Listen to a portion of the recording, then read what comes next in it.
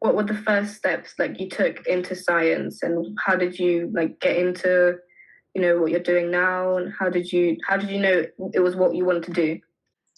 Well, it wasn't always what I set out to do. I think when I was at kind of high school level, I thought about what I liked and where that could take me. So I always really enjoyed chemistry. My dad was a scientist. So my dad was a biologist, and I actually really loved biology. I could do maths. I wasn't particularly good at physics.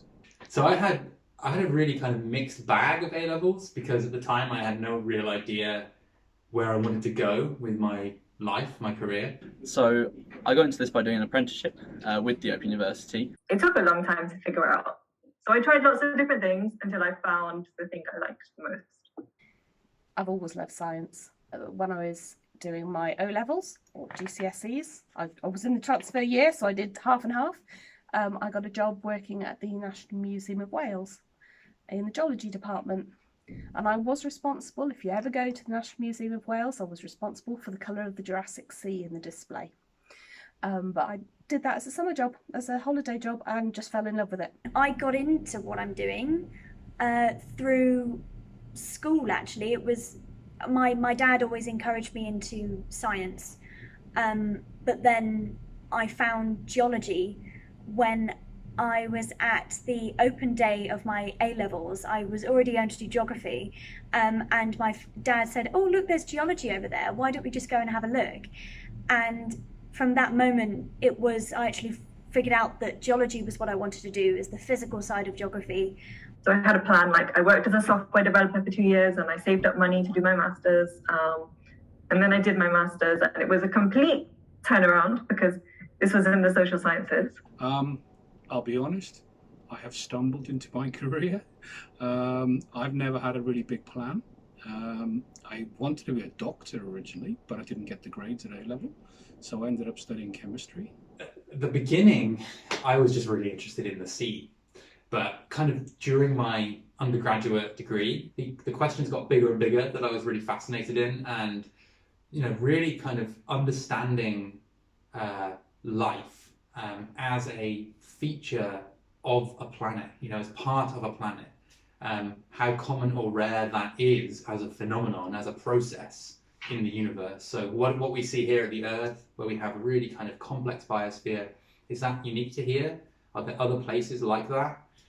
So these are the kind of big questions that I started thinking about during my kind of undergraduate time.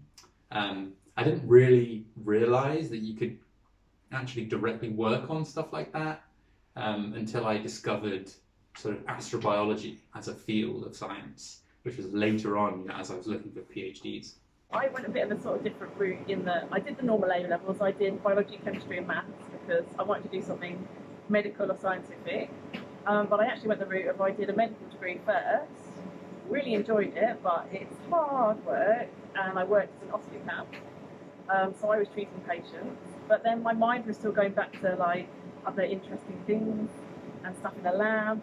So I did my master's in medical diagnostics, and then it went from there, and I started looking at volatiles when I did my PhD, and since then it's just been an onward spiral with volatiles, which has gone from looking at medical samples, so we were trying to diagnose disease with volatiles, to now this, which is looking for life with volatiles. So yeah, a bit of a crazy way around.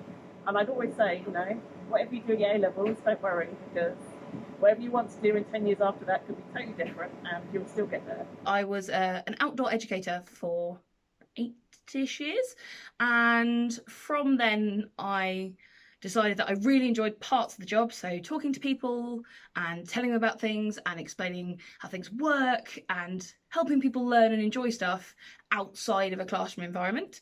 And so I went to take all of those skills and build on them, and up came a job here doing this, and I thought, well, let's give it a go.